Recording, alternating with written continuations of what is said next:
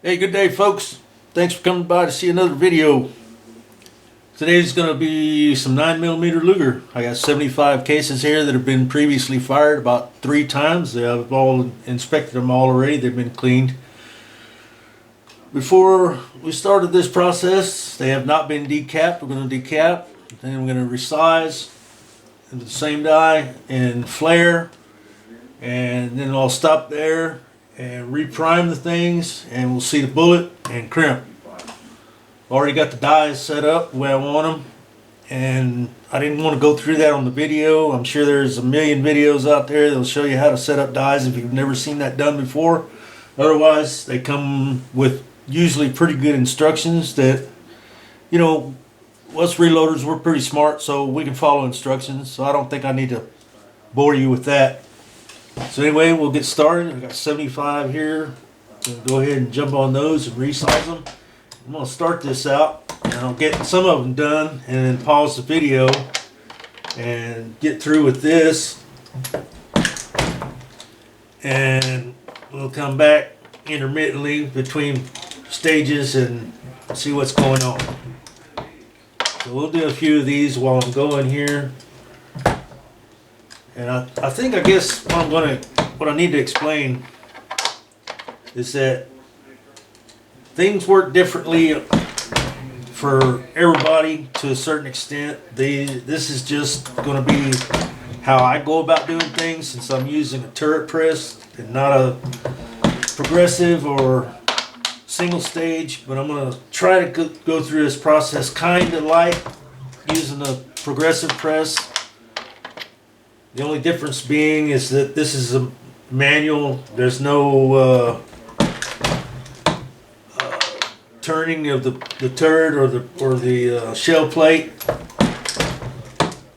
So I'm going to be moving everything by hand. And with a single stage, of course, you only use one die at a time, and that's where we're kind of handicapped with a single stage or a turret. Is we're only really using a single die at one lick. I mean, I could go through here and I'm already making a mistake. I could be doing this right here and whipping over to the flaring die, which I should be doing. I'm actually wasting time by not doing my flare and resize at the same time. Or during the same time. I could get this done more quickly if I hadn't started off like an idiot and forgotten about that. But I'll get back on that process and get these guys decapped, resized, and flared, and then I'll come back for the priming in the middle of this situation.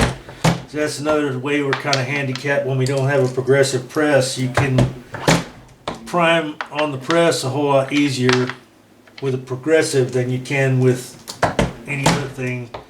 I've figured out a long time ago, not too long after I got this press, I don't like to use the on-press priming. It's just kind of awkward, and there's a couple little problems on it which I don't really need to discuss. But I just took it off and I don't use it anymore. I use a hand priming tool, and that just works out a lot easier with me. It's faster anyway. And I don't have to mess up my hands or any of that business. Getting pinched or just getting some usual silliness going on. I can feel the primer as it goes into the pocket a lot easier by hand than I can with on press priming, because there is a lot of power in the press that you can't feel, whereas you can pretty much feel the primer as it moves or as it doesn't go in. You could just feel that a whole lot better with a hand primer than you can with the press primer. So anyway, that's just sort of a personal preference. There's a lot of people say that, well, if you got it on the press, you might as well use it. It saves time. Well, if that works for you, then all right, great. but I'm just not a fan. So anyway, now that I've gotten myself steered right and doing the decap and resize and then the flare right after that, it'll take a little bit less time to get that done.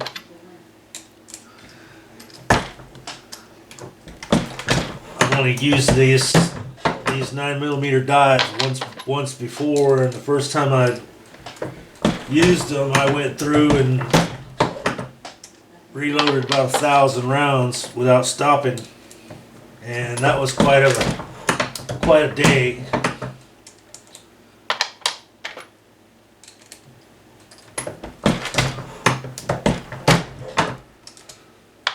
So anyway, that was about 6 to 8 months ago last time I used these dies, so I kind of got to get myself back into the flow of things.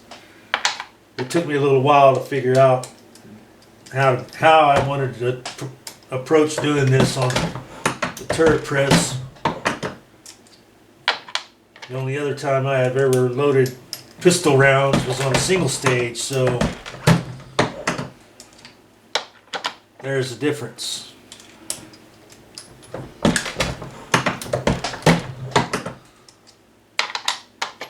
So anyway, I'm going to pause the video here for a little while, and when I come back we'll do some priming and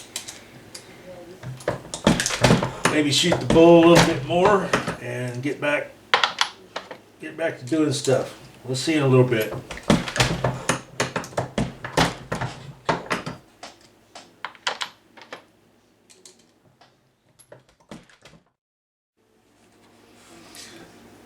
Okay, we're back. Got all the cases resized and flared.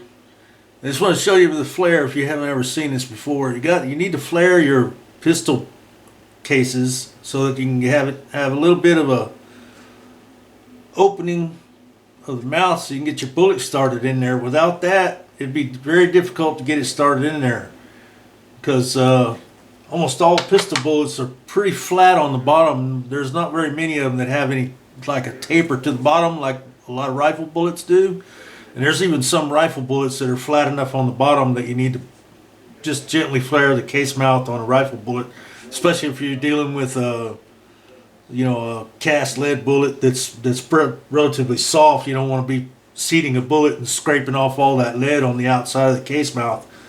So sometimes we need to flare, and just about always we need to flare pistol cases. So anyway, just thought I'd say that.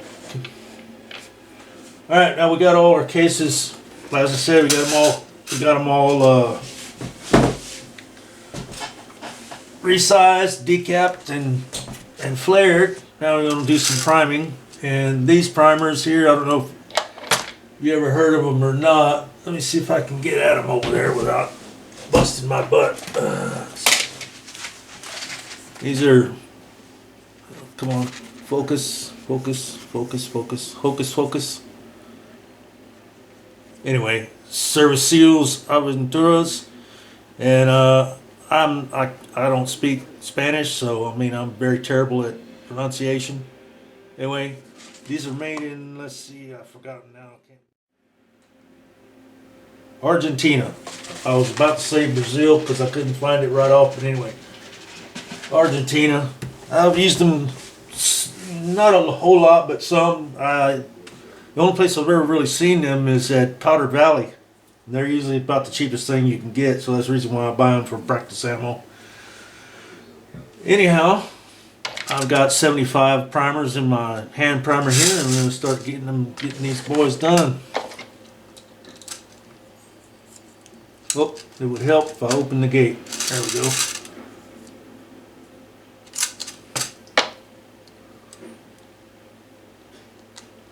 We want to check the primers and make sure they're flush or gently just below flush, and you should be able to feel it when you seat your primer.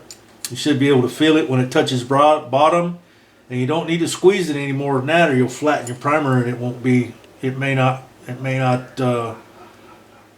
fire when you pull the trigger, or it might just go off right there while you're crushing it, and that wouldn't be good. Probably wouldn't hurt you much unless you had your finger over the end of it, and that would burn the crap out of you. But it would be a very bad inconvenience because the little pop noise will liable to ring your ears if you're in a closed room.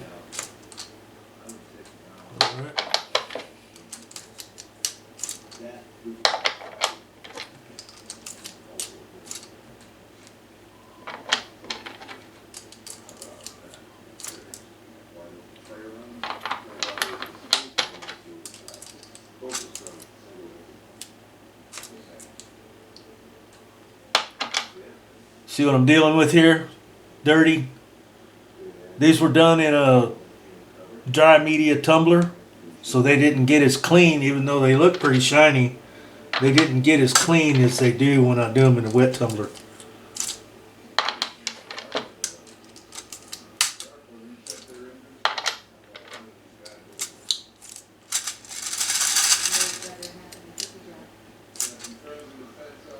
Not usually a big fan of doing dry media tumbling. I mean, I have it obviously since I did these with it, but if I were doing a bigger batch, I would go straight to the wet tumbler because it's just cleaner, gets the cases cleaner and primer pockets and all that business, especially doing rifle cartridges. It's hard to beat wet tumbling and stainless steel media pins.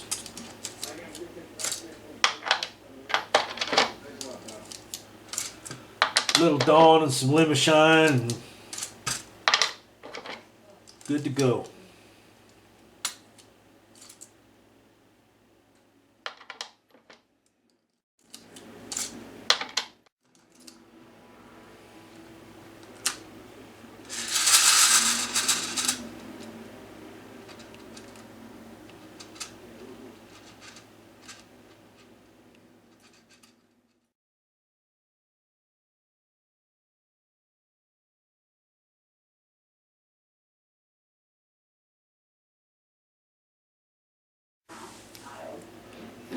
All right, we're back.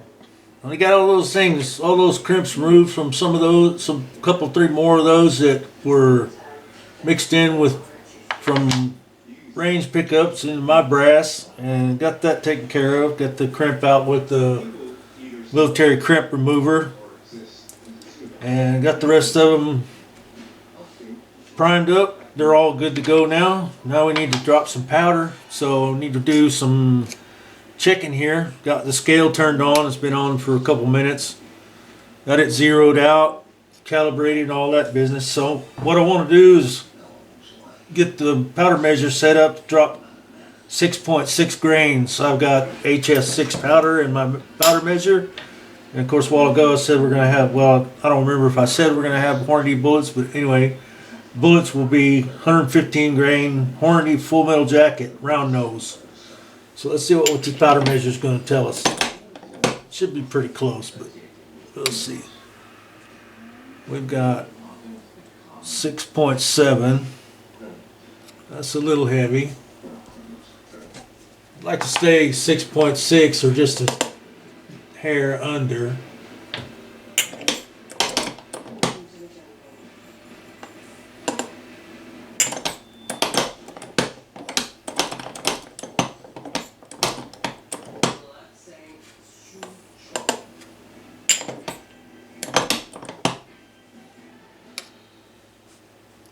.5. That's a little shallow.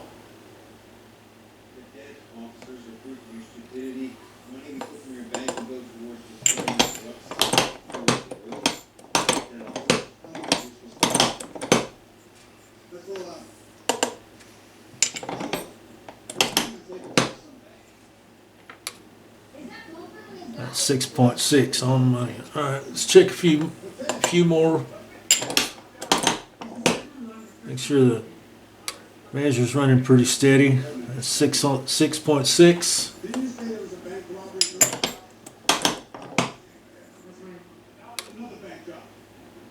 6.5. Looks like it's 6.5, maybe a little heavy. 6.5. Let's try one more. hard to keep it dead straight on the money with this small of a charge. 6.6. All right, I think we're there pretty close. We'll check another one once we get going here. I'm just going to drop straight from the measure into each one. I'm not going to try to trickle these like you would rifle rounds or any of that business.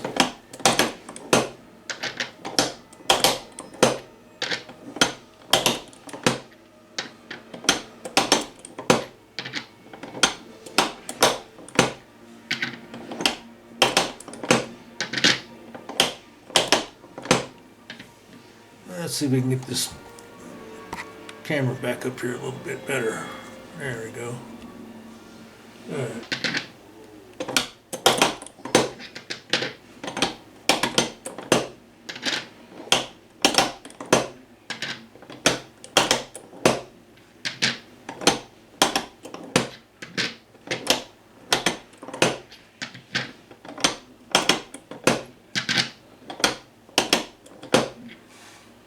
Alright, let's check another one, see if we're still there about that 6.5 or 6.6 area. We've got 6.6 on the money, so we're still okay. Powder measure is doing real good today. Alright, we got these 2 rows to fill.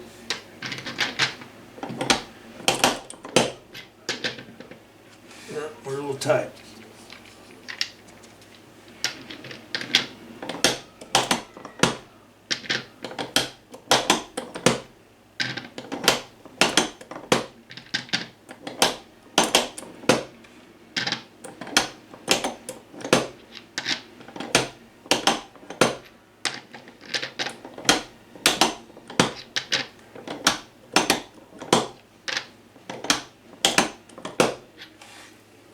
Alright, let's have a look at those, make sure they look all about the same.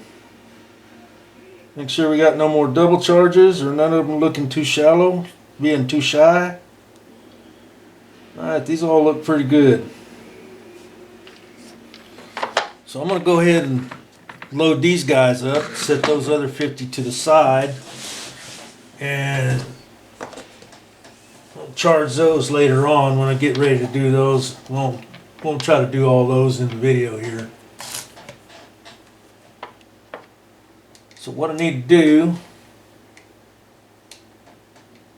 is get the correct size on these, and I have forgotten what that correct size is, so it's going to take me just a second. And since we're using Hornady bullets, I'm going to use Hornady manual.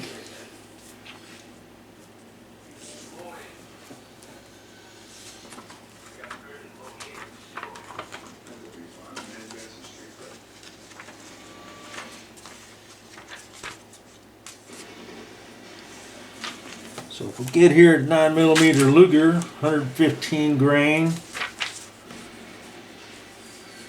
and Hodgdon HS6,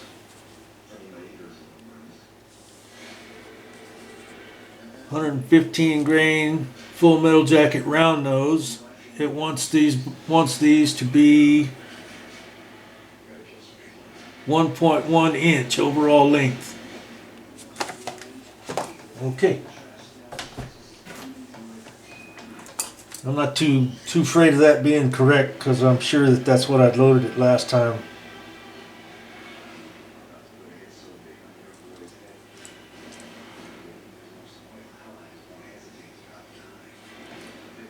Alright, we'll run my cartridge up inside there, making sure that not anything. What the? We got something going on here.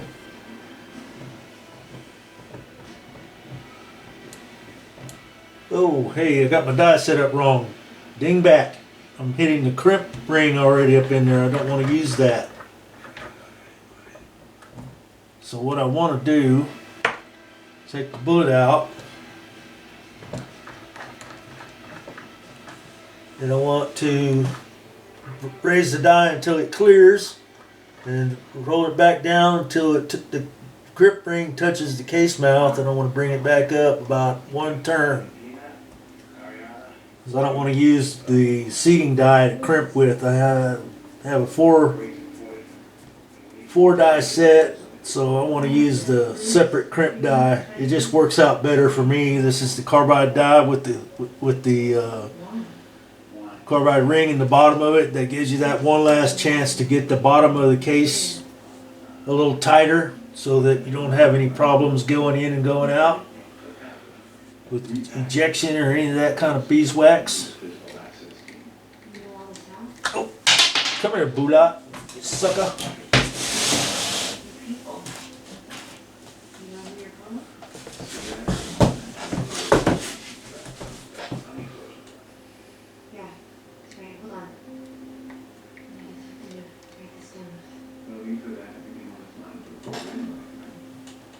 Alright, we'll run that one up in. Bring the seating stem down until I feel it touch. And I'm going to back this off about that much and come down about 2 turns. Get it started. That looks way along. We'll go about another turn. And let's see what we got. 1.145. So we're about 45 thousandths long. So that'd be about almost a full turn. Let's see what we got. 1.116. So just a little bit more. Got 1.106. So about another 1/16 of a turn. 1.099, so that's close enough for who it's for.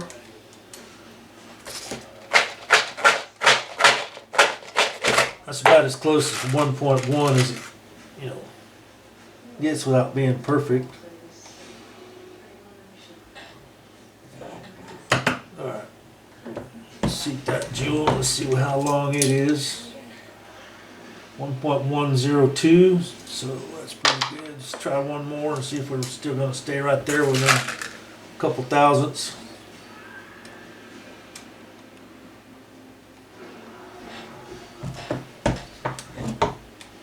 I probably should have got a little bit more Flair on these things. 1.097, so I think we'll buy that. Let's go ahead and get a crimp on these guys. Back that up just a little bit more. Alright, go down now till it touches. We'll go about a half a turn. And we got a completed round there. Nice flat crimp. No crushing or no signs of any kind of whoop-de-doos, whatever you want to call it. It's nice straight case wall. It's what we want.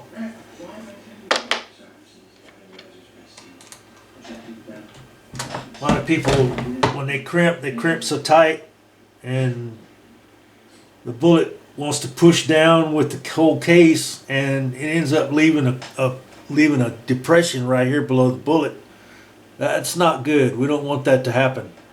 If you're seeing that depression there, you're probably, not always, but probably crimping too hard. Yeah, these look real good. Not a problem with that.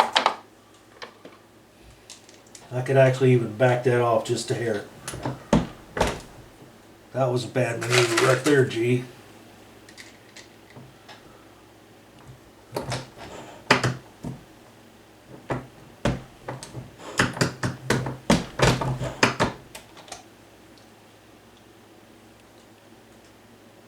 Yeah, these are nice. I got my case checker right here. Let's just see how nice they are. Oh, look at that, dude. Flat, flush with the end. Nice, just drops right in. No problem at all. Love it too much. Yep.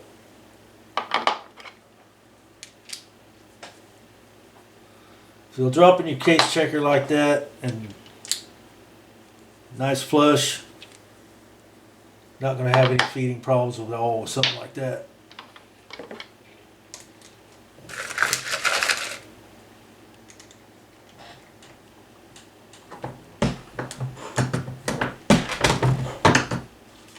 Let's just check this and see if we're still 1.1, 1.1020, 1.1020. Yep, plenty good.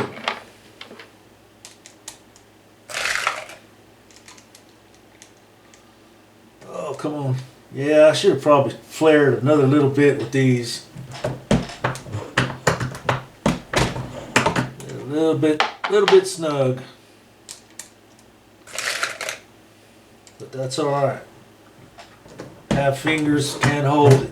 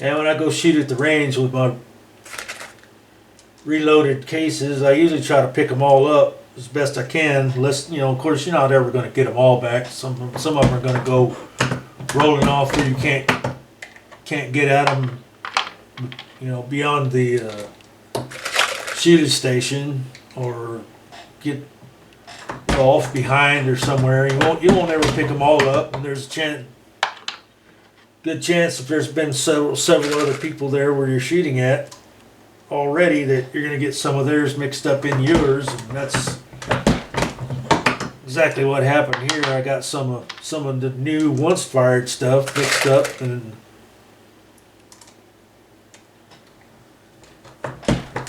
came home with some of the range brass, and left some of mine there apparently. No big deal. Anybody that picks up the brass that I left won't be disappointed. There's nothing wrong with it. I doubt seriously there's anything wrong with it, because I don't load high pressure rounds and try to break the speed record with 9mm when I'm practicing. There are a few times though when I have purposely loaded up hollow points for practice, because after all, if you're going to carry a gun, you should be proficient with whatever ammunition you're going to carry in it. So at least a couple, 3 times a year, I'll take some hollow points that I'm going to use for carry and make sure that they're shooting how I think they should be shooting.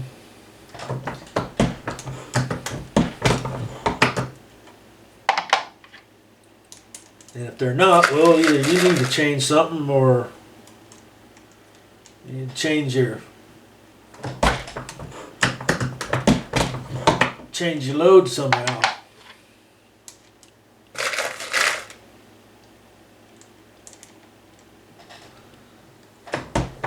I like to try to get my powder charge and my practice load to be balanced out to where it'll shoot to the same point of aim that my carry ammo will. If you don't do that, then you're gonna have to be changing your sights all the time back and forth from your carry ammo to, you know, whatever practice ammo you're using. And anyway, just something to think about. We got our 25 here, and I'll go ahead and put those away, and I'll finish up those other ones off camera. I think this video is getting plenty long enough. So I hope you guys have a great day. Thank you for watching the video. If you stuck with it all the way to the end, if you would, please give it a thumbs up. And if you want to subscribe, that would be a great help too. It always helps. Like they say, it helps with the algorithm, helps other people as well as yourself see new videos. And to find the other stuff if they're inclined to watch this sort of material. But anyway, as I said, y'all have a great day, and we'll see you on the next one. Bye.